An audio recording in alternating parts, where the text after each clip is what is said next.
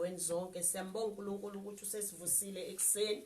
Sawubonga amandla asiphe wona. Siyambonga ukuthi uhamba nathi endleleni yonke. Sisakhuleka nje ekseni. Siyabonga izwi lomkhuleko kubantu abasha egameni lika Jesu kuyinyanga yabo. Siyamthemba kakhulu uNkulunkulu ngomsebenzi awenzayo, ababiyele abakhulise ngisho emakhaya. Siyabonga kakhulu ukuthi ngalesi sikhathi noma ngabe uhlele endlini, siyamthemba uNkulunkulu ukuthi uzokupha amandla umuntu omusha. Siyamthemba ukuthi okukhona ngaphakathi kuwokutshaliwe akuzukudliwa umuntu, angeke usathana intshontshe impilo yakho. Ekseni siyamkhuthaza umuntu omusha nomunye ukuthi akame eNkulunkulu kulokho amphe kona, amgcine amlondoloze egameni lika Jesu, because izwe lethu lidinga abantu abasha abanama vision, ngoba kuzophela konke if bengekho abantu abasha abaphathisiwe into kaNkulunkulu. So siyambonga kakhulu uNkulunkulu ngomkhuleko namandla ekseni. Sisazoyezwini ngesiyakhuleka sonke ukuba uNkulunkulu asithwale. Siyamnxusa ukuba asibiyele in the name of Jesus Christ of Nazareth.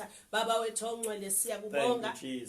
Siyathoba uNkulunkulu ekseni, siyathoba ezwini lakho, siyathoba Jehova. Sithwale sonke ngamunye abantwana bakho belalele bese endlini. Siyakhuleka ukuba ugcwalise amandla akho, siyakhuleka ukuba ama-wave avuleke. uNkulunkulu engcwele lithi malifika kuloyana naloya izwi lifike liwenze umsebenzi. Siyayala yonke into entshontshiswe kaNkulunkulu, siyayala iy'thiye endleleni. uNkulunkulu onamandla hamba nabo abantwana bakho endleleni ungabashiyi, noma ngabe isetheni report, noma ngabe emhlabeni kwenzakalani, but you are still God.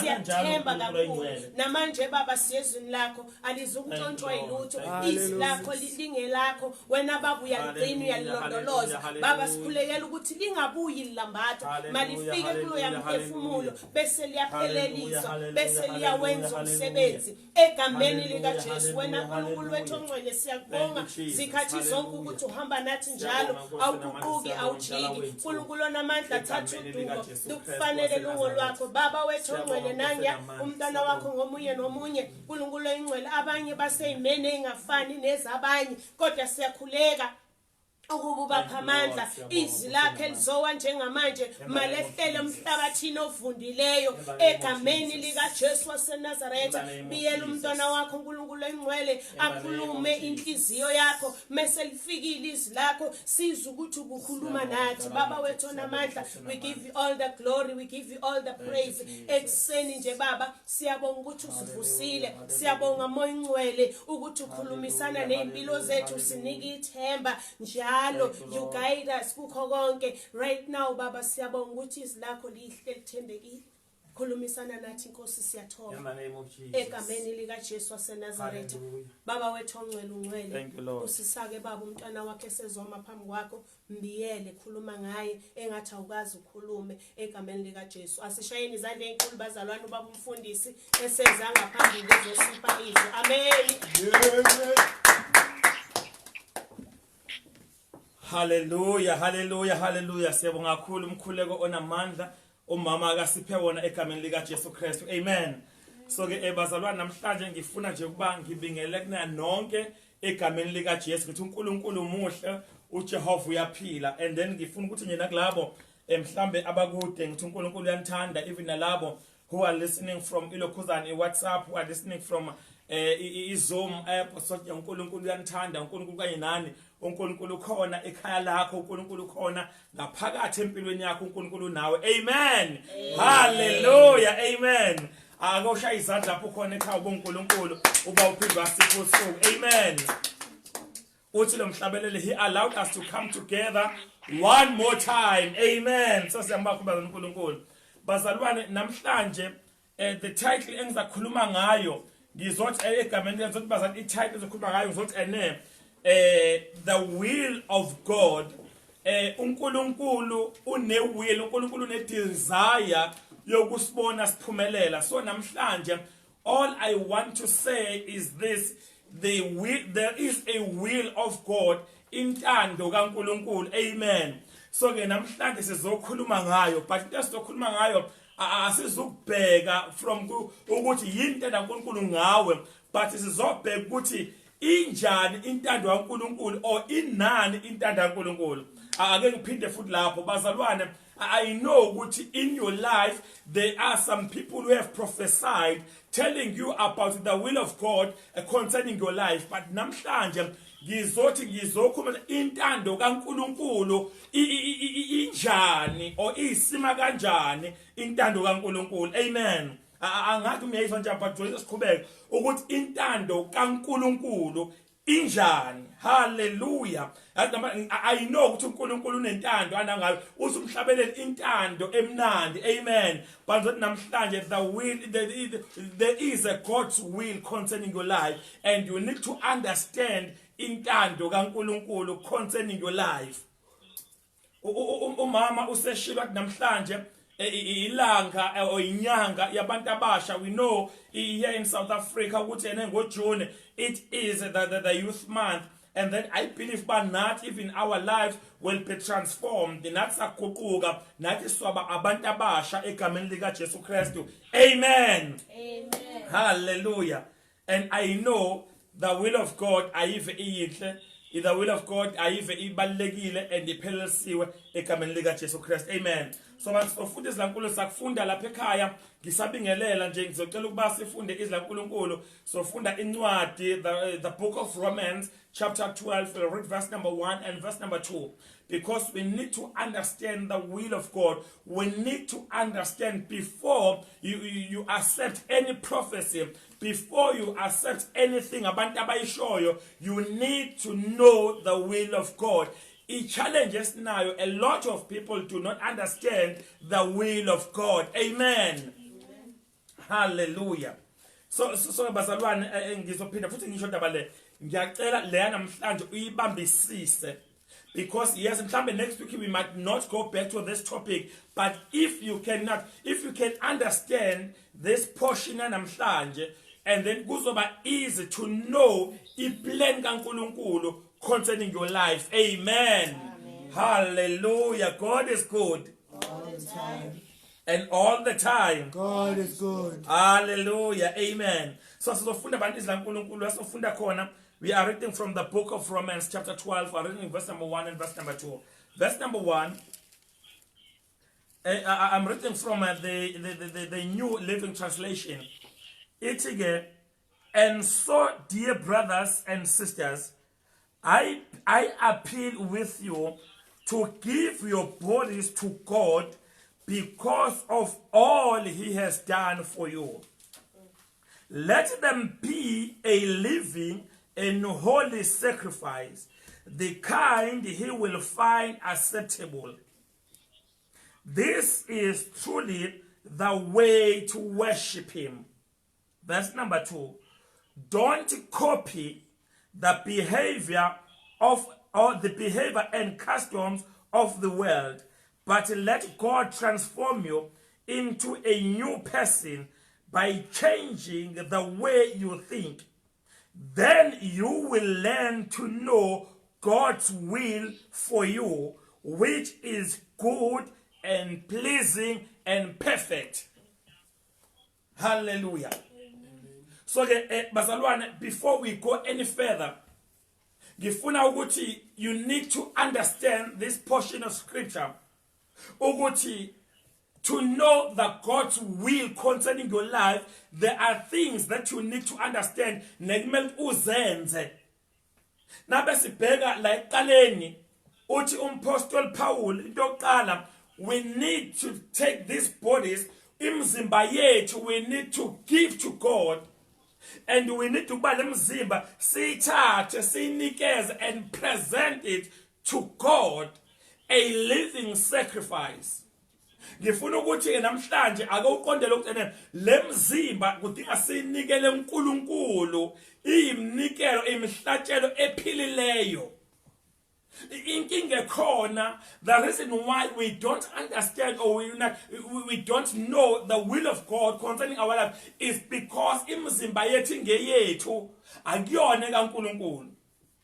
So ke namhlanje ngifuna ba sazongena ku-will kaNkulunkulu. Apostle Paul, there is something I mention now ngaphezulu. Uthi first thing that you need to understand, we need to give our bodies to the Lord and present them to Him. So ke umzimba lokudinga uhanjiswa wena isikhathi esiningi ake ngisho isikhathi senyanga abantu abasha. During this youth month, there's a lot of young people who are being pushed to not just to go to church, let alone going to God, but being pushed ukuthi beye enkonzweni nje. Ngizothi namhlanje nanti efutshela ake uthi namhlanje ngifuna ba lo mzimba ngifuna ukupresenta ngifuna ukuhambisa mina angifune ukuphushwa. Kukhona abazalwane who are being forced to go to church, let alone not ungayisho uNkulunkulu, but just going to church you are being pushed. Because usuyagula, because you've been attacked by moya. The moment you are being attacked by the spirit, it's only when you remember to go to God. Namhlanje I need to go to God. I need to present my body to Him. I don't need somebody to take this body and present it to Him.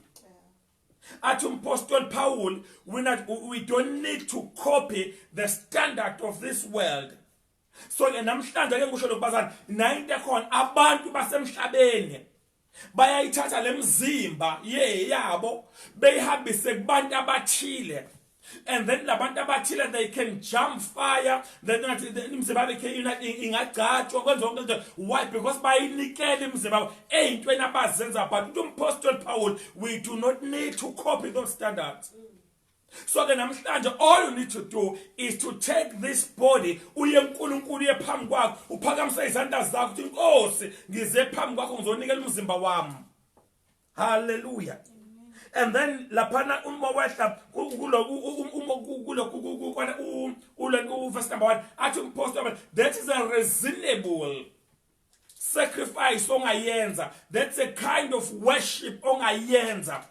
That is a reasonable worship ongakwazi ukuyenza uNkulunkulu. Lalela uNkulunkulu akanendaba mhlambe udumisa kakhulu mhlambe ucula kamnandi, but uNkulunkulu udinga your body. Udinga uNkulunkulu ba lo mzimba ube yithempeli.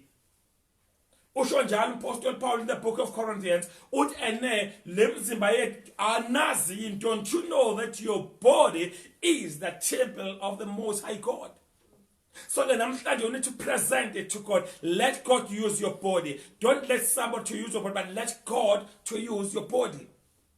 Hallelujah. And then verse number 2, the will of God. Injani will kaNkulunkulu. Now verse number 2, let us not conform as we yield to the standard of this world. At verse number 2, don't copy the behaviors and the customs of the world, but let God transform. Let God allow God to transform your mind.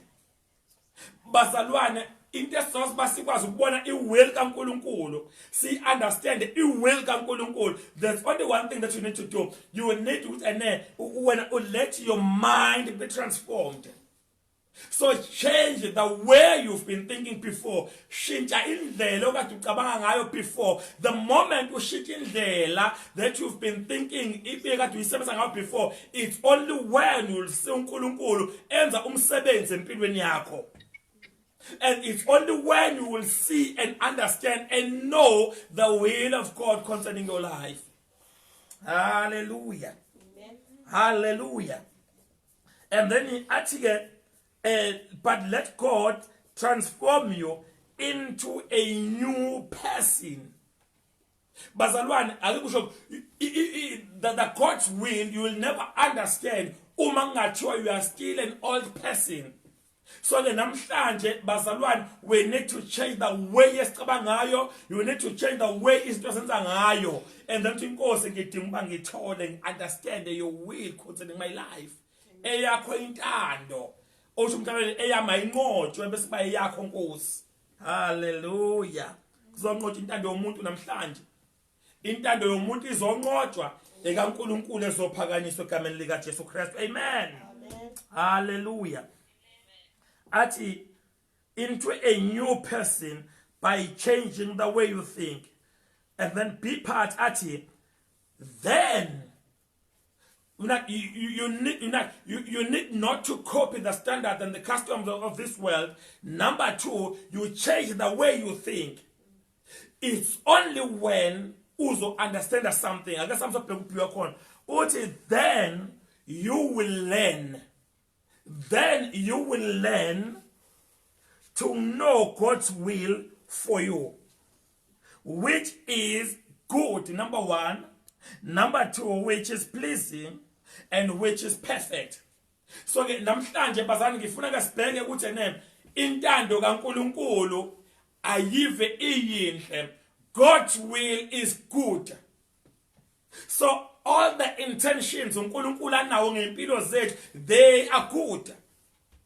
And first thing, remember when in the creation, when God created anything, after that creation, he used to say, it is good. So ke namhlanje you need to understand about yonke into or intanda uNkulunkulu ama intentions, ama plans anawo ngathi they are all good. But ngifuna ukwazi lokho ngalesikhathi ama plans nama intentions uNkulunkulu emahle but akasathane emabi. So ngasonke isikhathi ngalesikhathi ubona iplan enhle yazi bakhona iplan embi kaSathane. So when all you need to do musu ukuhlala kulena embi wozohlala kule kaNkulunkulu. Hallelujah.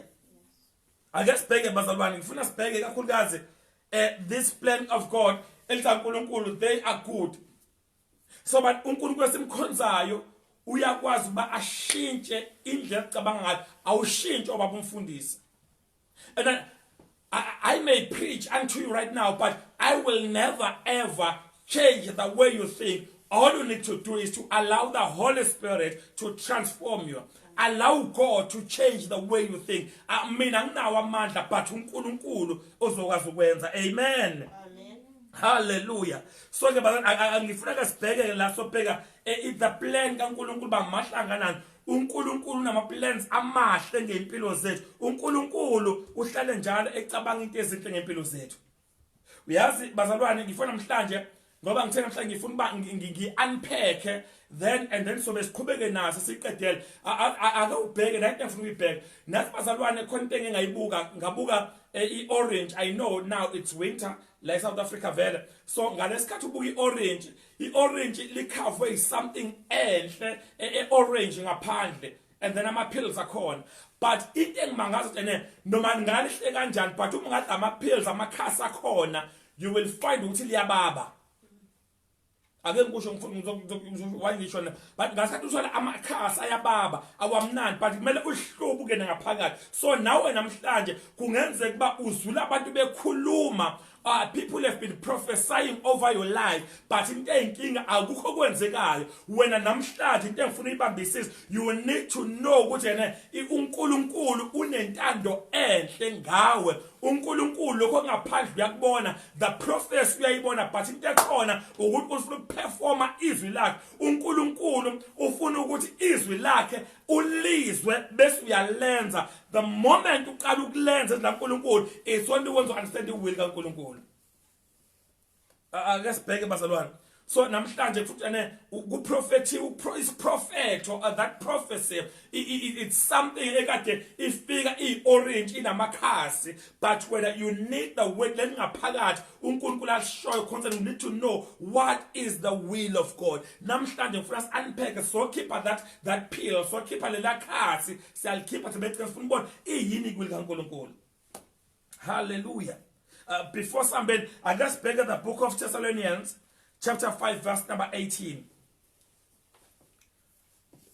Abasa Thessalonica bokuqala chapter 5 verse number 18. La sifunda khona. Ngifuna sibambe ukuthi hamba kanjani. Uthi ke verse number 18. In everything, ngifuna ngathi in everything, not in some but in everything, give thanks. In everything, give thanks, for this is the will of God in Christ Jesus concerning you. But bazalwane ngenhla that in verse number 16 and 17 uthi uNkulunkulu rejoice and then gets out and pray without ceasing. So again, namhlanje, in order for you to understand the will of God or God's will, you will need to know how to rejoice in situations obhekana nazo. Bazalwane, we do have a challenge with some Christians, with some believers, with some saints, each and every time they are sad. God's will, uNkulunkulu ufuna ukubona uthokozile every day, every moment, every minute, every second. That is the will of God. That is why uNkulunkulu elethe uKristu Jesu when things was not working according to according to our pleasure uNkulunkulu. uNkulunkulu, he brought in Jesus Christ to make us happy, to make us joyful, to see us not flourishing ey'ntweni zakho uNkulunkulu. So ke namhlanje ake unabubheka isimo obhekene naso. I do understand ukuba yes, you have been challenged. Yes, I understand, but right now you are in pain. But there's only one thing that you need to do. You need to rejoice in that situation. Amen. You know what, Bazalwan? Be like Job. When things was not working accordingly, Job used to go out and sit in the ashes and start to celebrate. Even though there was pain in his body, but he used to go and sit down and start to celebrate. Namhlanje kuleso simo obhekene naso, akonkosi, I'm here to be joyful. Rejoice always. Namhlanje kulesimo obhekene naso, if you need to know the will of God, uthe uNkulunkulu, though his will are good, his will are perfect. Namhlanje akonkosi, ngifuna ukuyibona i-perfect will yakho concerning my life.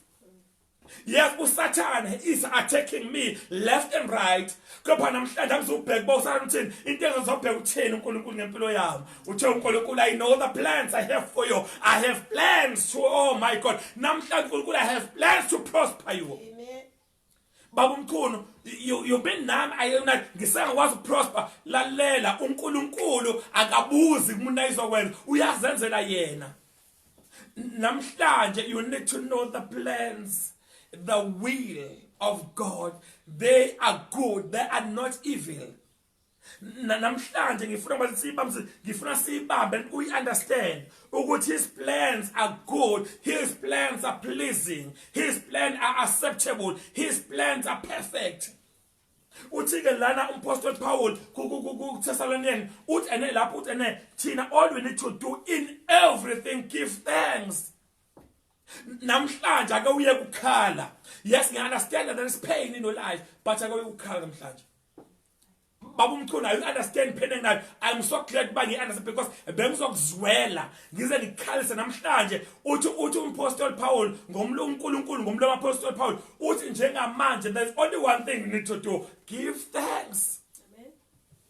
Uyazi ukuthi mhlawumbe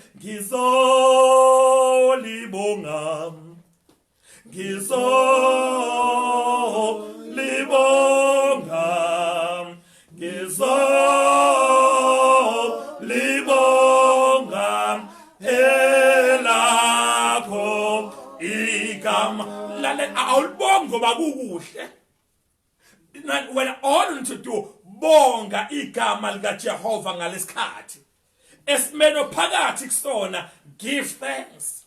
Uthi uMapostle Paul uthi give thanks, for this is the will of God. This is the God's will. This is intando kaNkulunkulu. Amen. In Christ Jesus concerning your life. Namhlanje bazalwane, ake siqonde intando kaNkulunkulu. uNkulunkulu akabheka isimo njengamanje. uNkulunkulu ubheka sokwenzekani kusasa. Yazi bazalwane, le ndlela engibusisa ngayo. If we can go and read the book of Genesis, chapter number 15, verse number 13. Abraham akanamntwana, lalela. Abraham abekha abantwana. Abraham unkosikazi wakhe akabathola abantwana, but uNkulunkulu abekhuluma noAbraham, ulalela Abraham, your descendants, isizukulwane sakho, your generations to come, they will go to other nations. And they will keep them for 400 years. But there's only one thing I'm begging he will because it is perfect. God's will concerning your life is perfect. And it is pleasing. Abraham, he was in distress. Abraham wayekhala ethi abantwana ngibatholi but uNkulunkulu akabheka abantwana ongabatholi manje uNkulunkulu bheka ukuthi ngizokwenzelani kusasa uthi Abraham lalela ungamindi ba abantwana bekho but I'm talking about generation. I'm not talking about umntwana wena ukhala into eyodwa uNkulunkulu lethela okuningi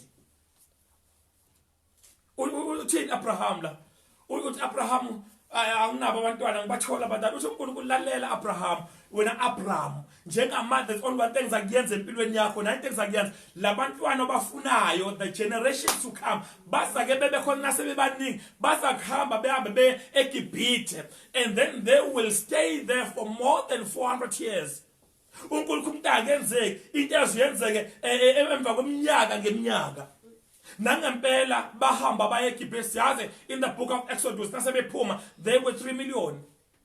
Abraham khali umntwana yedwa ulethe uya kune nation ezakuphuma out of you namhlanje lalela wena simo bhekene naso uNkulunkulu uzoshintsha. And there's one thing ngithandayo uNkulunkulu in verse number 14 uqinisekisa Abraham uthi Abraham lalela my will concerning your life ayive inkulu ayibalekile Abraham sama ngoba wayelele ubuka lithi bakwivision uyama uthi uNkulunkulu lalela abantu your descendants but nasebephuma eGibhithe. Let me read this one because ngiyithanda kakhulu bazalwane ngikasifunde now verse number 14 Genesis chapter 15 verse number 14 ngikasifunde now uthi ke but I will punish nation that enslaves them, and in the end they will come away with great wealthy. Namhlanje lalela lesimo bhekene naso ukhona ozodila naso ubani uJehova ozodila naso uthi uNkulunkulu ngizonasa ngidile naso leso simo abazobhekana naso ngizokwenza into uma sebephuma they will come out wealthy bazakuphuma nencebo nawe namhlanje kulesimo bhekene naso ngizokutshela into eyodwa uNkulunkulu uzokukhipha nento enkulu uzokhipha nesambulo esikhulu empilweni yakho. Nangempela let just prophesy about of love but lalela njengoba sikule corona njengoba sikule lockdown we will come out strong, we will come out sinamandla, we will come out with fire ngoba uNkulunkulu sinikeza amandla. Intando kaNkulunkulu ake silethe deliphelele uthi uDaniel uthi inkosi sesifikile isikhathi waphela u70 years abantwana bakaIsrael nathi namhlanje bazalwane uzophela isikhathi se lockdown. We will come out strong. We will come out with fire. Yes. Hallelujah. Amen. Hallelujah. Amen. That's bazalwane namhlanje futhi esibanga bathi nabephuma abantu abazali bathi nabephuma khona abayi wathi uNkulunkulu akobatshele Moses let them go back to the Egyptians nibatshele banikeze igolide benikeze yonke impaka engayicabanga namhlanje lalela uSathane udedela into zethu akade ezibambile uthi kuNkulunkulu ake ngicacene eyakhe iwili inhle eyakhe iwili is pleasing eyakhe iwili is perfect.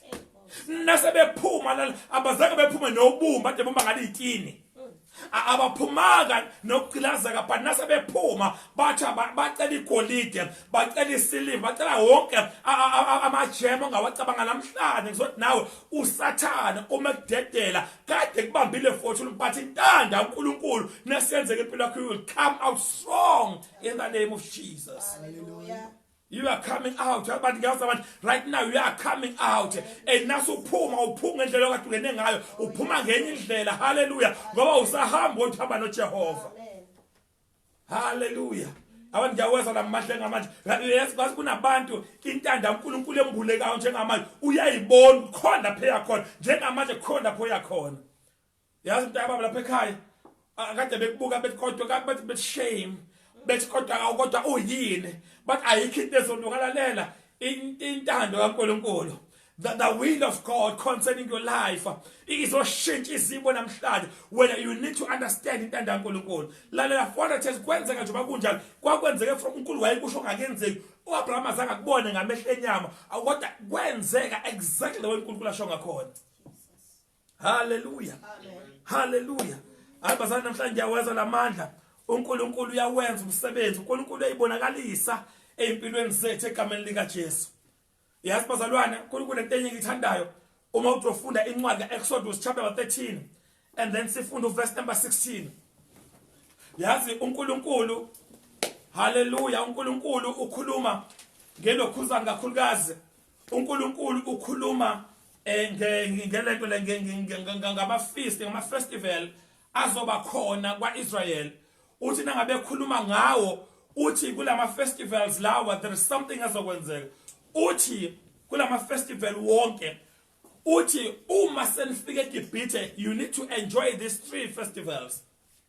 Uthi you need to enjoy that 3, and then imab lama 3, and then kwakhona let Passover, kwakhona the feast of the harvest, kwakhona the feast harvest mase kuphela yonke. La nansi into engithanda kakhulu kahle ukutshela uma ngalesikhathi bona befika ezweni babengakaze batshale. And ngalesikhathi leso ukutshala kwangekho kubona because babengazi what kind of a land abazoyifica uma sebefika phambili eJericho. But nanti engithanda kakhulu kahle ukungalesikhathi beya eJericho uNkulunkulu sebahlelene uma befika phambili bazofika betshale and there will be a great harvest.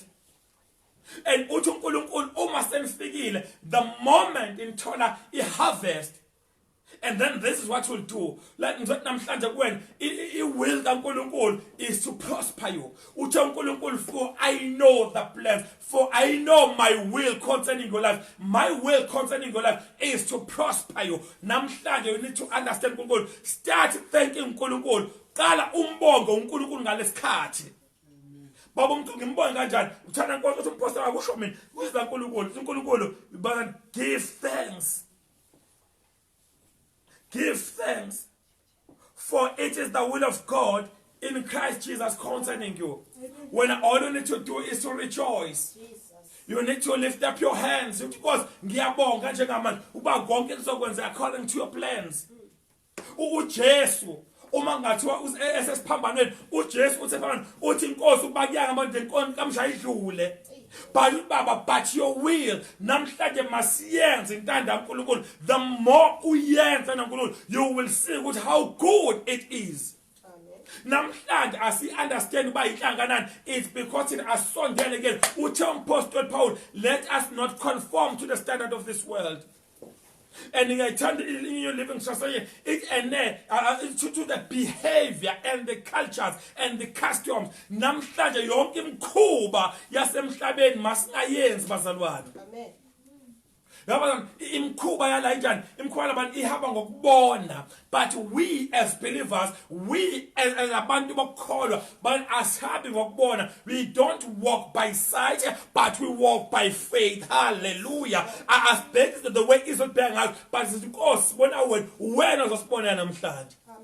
Angazi bazalwane mhlawumbe ngenzeka ba nawe namhlanje kade ubone ngathi izinto zakho zishona phansi, but namhlanje inkosi ngizofuna ukubona your will. Baba ngifuna ukubona namhlanje ithini intando yakho, ngifuna ukuzwa lamandla egameni lika Jesu Kristu waseNazaretha. Hallelujah. La namhlanje ngiyezwa namhlanje kukhona abayizwayo, kukhona ebathinta ngaphakathi, kukhona abayibona into kaNkulunkulu concerning impilo zabo. Amen. Yazi ake ngibele back.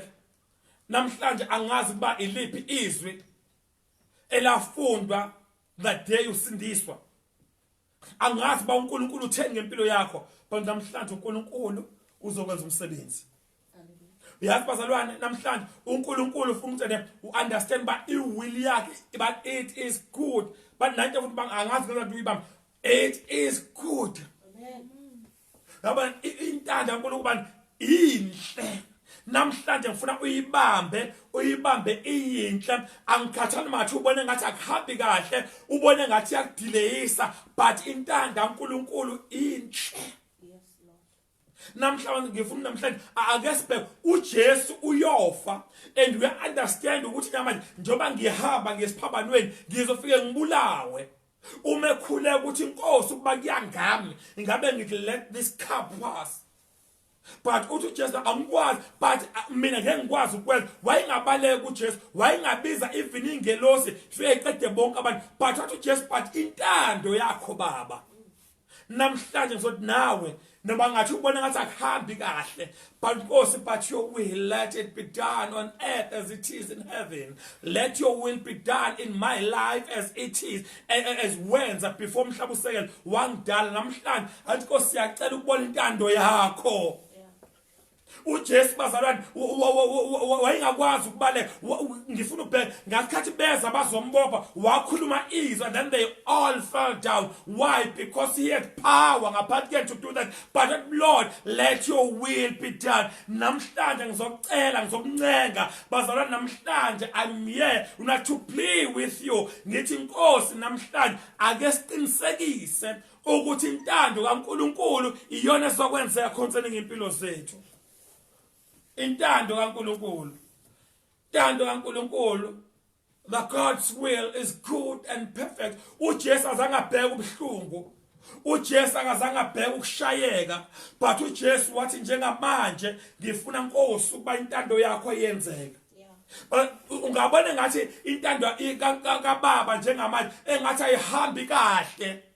Engathi ayikho right, but uma kwekaBaba concerning your life ngicela uyithathe lalela ngenze kwamhlabe namhlanje ubona ngathi awuthola umsebenzi kanti uNkulunkulu into akayenzayo njengamanje uyaqinisekisa awuzungene egwazeni uyaqinisa awuzungena ukuthi abazofuna babelale nawe intombazane yami lapha ekhaya ufuna uba uthole into yakho perfect because his plans are perfect.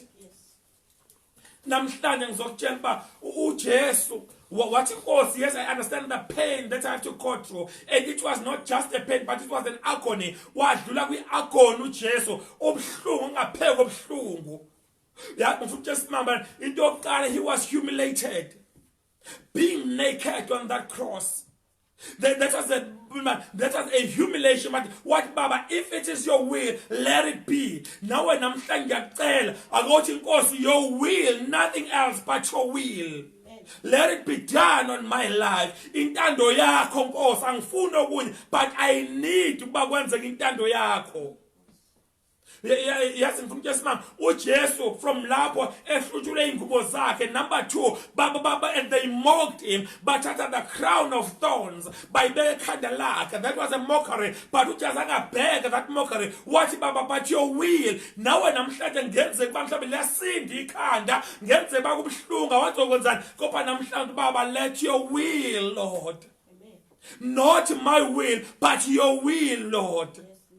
Not bazani ngenze kuba mhlawumbe namhlanje uyayizwa that pain esekhanda lakho mhlawumbe ngenze mhlawumbe ikhanda mhlawumbe it is pounding like there's a hammer that is hammering your head, but lalela uNkulunkulu uthi njengamanje uyayazi will yakhe. It is good. Hallelujah. It is pleasing. And then some other version it is acceptable. And then God's will is perfect for your life. uJesu akagcina ngifaka that crown of thorns, and then bamthatha bahamba naye, and then they hung on the cross. Why they hung him? They hung. It was not because of his sin.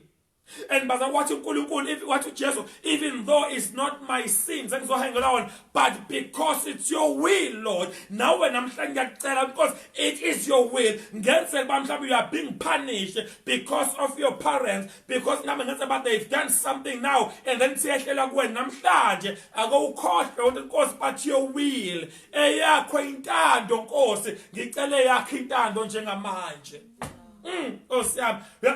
I feel there is somebody when la len uzowabaleke ekhaya because abazali bakho kunento abayenza kwajada umndeni ubaleke uhlakazeke wabaleke ekhaya. Namhlanje uNkulunkulu iwill yakhe ethi go back ekhaya khona something great ezokwenzeka. Go back ekhaya.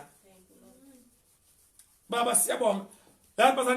Whether you need to go back home, mhlawumbe ngenze wahamba ukhulelwe wabaleka ekhaya, mhlawumbe ngenze mhlawumbe khona intshontshile ekhaya, hamba ekhaya uthi uNkulunkulu his will is good, his will is pleasing, his will is perfect for life. Namhlanje ngizokhuluma nawe lapha ekhaya. Namhlanje ngifuna ukukhuluma nawe. uJesu akagcinanga ngalokho but walenga esiphambanweni. And then we do understand ukuthi and then kuyihlazo ukulenga emthini kuyihlazo ukulenga esiphambanweni but there's something what just I rather ukuba ngithole ihlazo as long as kuyintando kaBaba nawe namhlanje ukutshela isimanga mhlawumbe ngenza abantu basho yonke into awufuna ukisho ngempilo yakho but ngizothi namhlanje ake uthi Nkosi as long as it is your will. Baba, nothing else but ngidinga ukuba iwill intando yakho mayenzeke kimi. Namhlanje baba abantu bengakhuluma into abayikhulumayo but Lord I need intando yakho yenzeke kimi. uKristu uJesu kwenzeka isimanga uthena ngabe selenge esiphambanweni. And then sabona uJesu wazobona uNkulunkulu. What if Father, why have you forsaken me? And but that was something else. uNkulunkulu uyambalekela because of our sins. uJesu wayambale why ubaba baleke because izono zethu zaziphambi kwaJesu zaziphe kwaJesu Kristu. What just as long as Baba it is your will noma ungibalekela but as long as your will ukuba ngiswenza izono kubantwana baNkulunkulu. Namhlanje ngifuna ukutshela isimanga ukuthi will kaNkulunkulu is perfect for life. Namhlanje ngifuna ukukhuluma nawe lapha ekhaya. Mhlawumbe ngenzeka kuba you are watching on Facebook. Mhlawumbe ngenzeka kuba you are on Zoom. Mhlawumbe ngenzeka kuba you are listening on WhatsApp. Ngoba namhlanje ngifuna ulalele kahle. uNkulunkulu uJesu Kristu wenza intando kaNkulunkulu to take our sins away from us.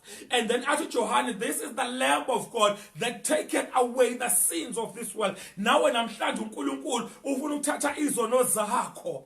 uNkulunkulu namhlanje ufuna ukususa izono zakho. uNkulunkulu namhlanje ufuna ukudila nawe. Awumnikeze izono zakho. Woza kuKristu Jesu. Namhlanje ngiyacela lapha ekhaya ngenzeke ba mhlawumbe uhlezi uyalalela or uyabo uthi ngenze njani le nto obungazantene ngifuna mhlawumbe ngibe ngumntwana kaNkulunkulu kuzokwenza kanjani lokho all you need to do uba uthi Nkosi naki la ngikho phambi sandla zakhe lapha ekhaya uthi Nkosi ngiyacela ungithathe yakhe intando yenzeke impela ithi intando kaNkulunkulu uJesu he came to save his people from their sins. Namhlanje nawe ungashintshi uba umntwana kaNkulunkulu. uJesu has come to save us. That was the will of God. The will of God was to save humanity. Namhlanje ngizokhuluma nalapha ekhaya ngicela nawo asingahambi asingayivali lenkonzo namhlanje asingayibuyiseli kumnikazi wayo wena ungazange umamukela uJesu abe inkosi nomsindisi. Ngiyacela namhlanje angenzeki ba lenkonzo sivale wena ungazange umamukela uJesu abe inkosi nomsindisi okukholwa kwakho abe ngumqalisi nomphelelisi and the perfecter of your faith. Namhlanje uNkulunkulu uyadinga ukuthi wena usondele kuyena. Uthi uJesu uma nihlala kimi, that was his will. Uma nihlala kimi nami ngiyahlala kini. Namhlanje ngifuna ukusho iwill kaNkulunkulu it is good. It is pleasing and it is perfect. Namhlanje ngizocela lapha ekhaya uthi baba umchuno mfundisi ngiyacela pray with me. Now I need this Jesus. I need to know the will of God concerning my life. Namhlanje there's only one step that you need to take. Just lift up your hands. Uthi Nkosi I accept you as Lord and Savior of my life. Uthi namhlanje Nkosi kukhona konke and then I renounce everything and I surrender everything and I now need you to be the Lord of my life. The moment you take that step, you will see God's will concerning your life. You will see the power and the anointing of the Holy Spirit over your life. And you will feel the Holy Spirit comes upon you. And I remember when Jesus was being baptized, the heaven opened. And then the Holy Spirit came down in the form of a dove. Now when the Holy Spirit is willing and then when all you need to do is to accept Christ as Lord and Savior. And then you'll soon